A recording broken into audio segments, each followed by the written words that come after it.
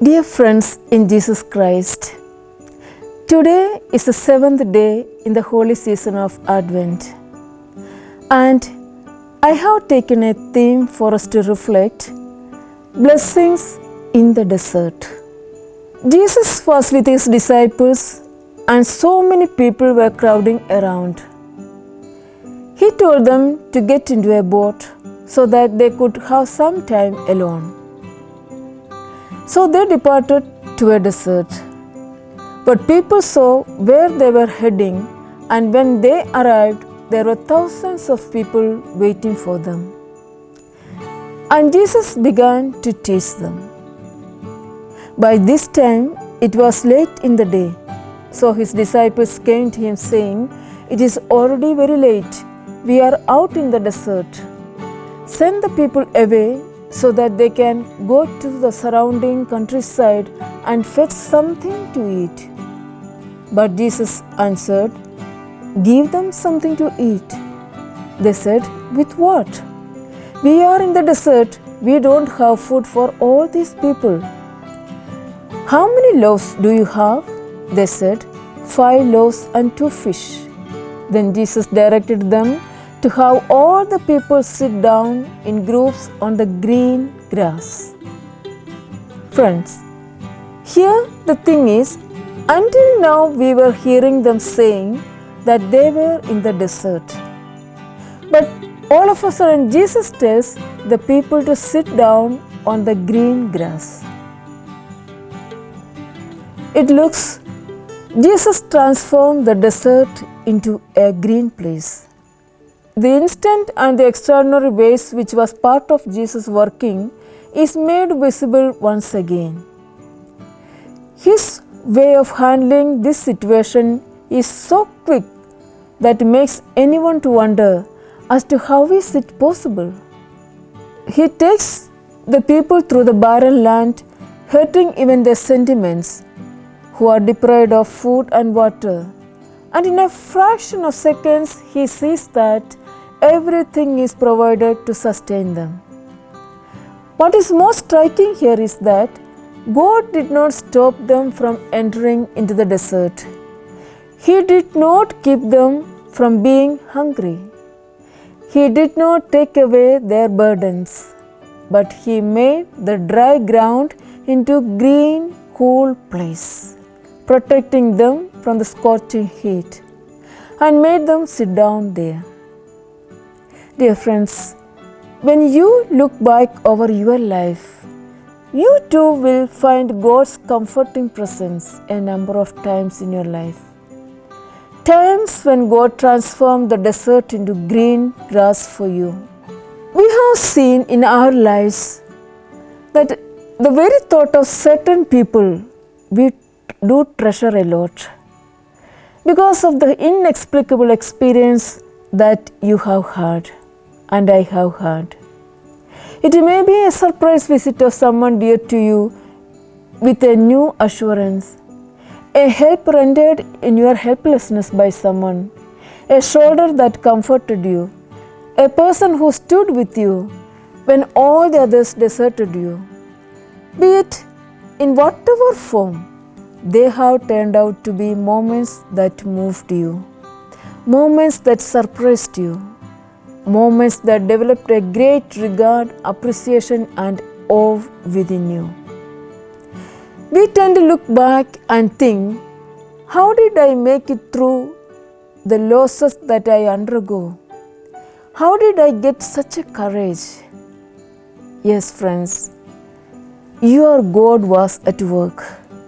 It was His favor that sustained you. God kept breathing His power in your favor that no other force could defeat you.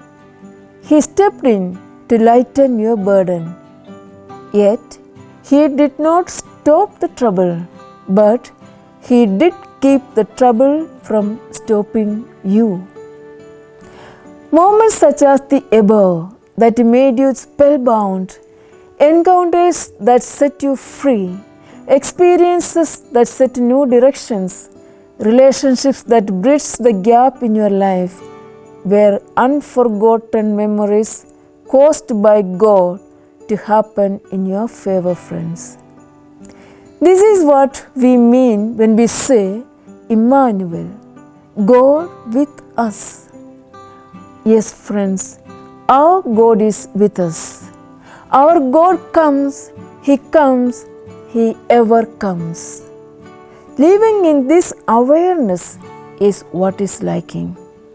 Sharing this goodness with each other is the need of our time, friends.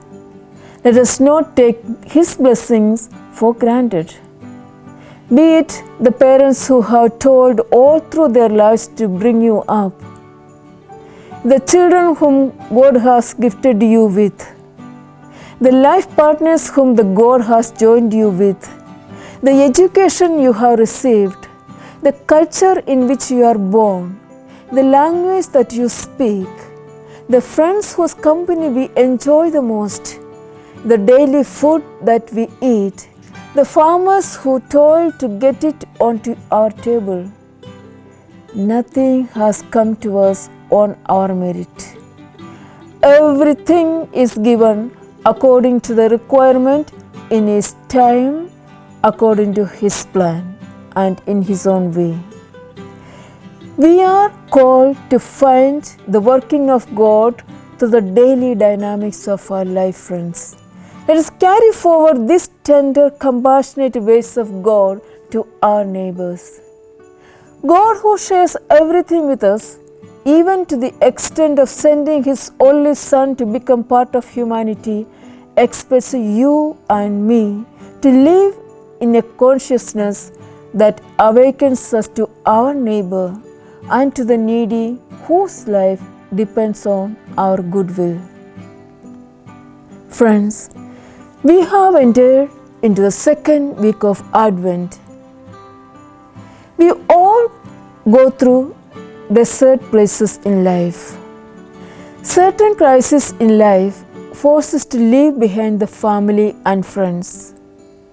Certain crises take away the dear and near ones. Jobs and roles that puts one's own life at crisis at times. Daily wage people being deprived of employment. The loss of jobs due to the pandemic and the frustration families undergo.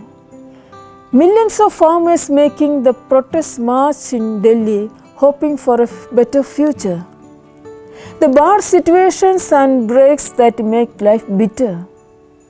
The illness, the divorce, the betrayal, the imprisonment, the addictions and the disloyalty.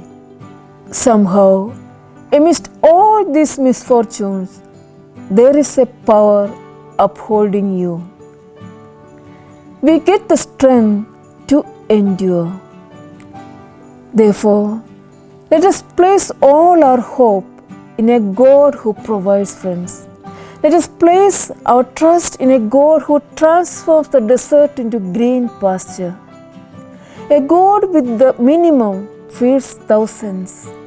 A God who goes ahead of us, preparing the way for us. Let not the desert discourage you. Let not the pandemic frighten you. Count on your God who keeps watch over you, for He will transform the nothingness of the one who hopes in Him into abundance. Amen.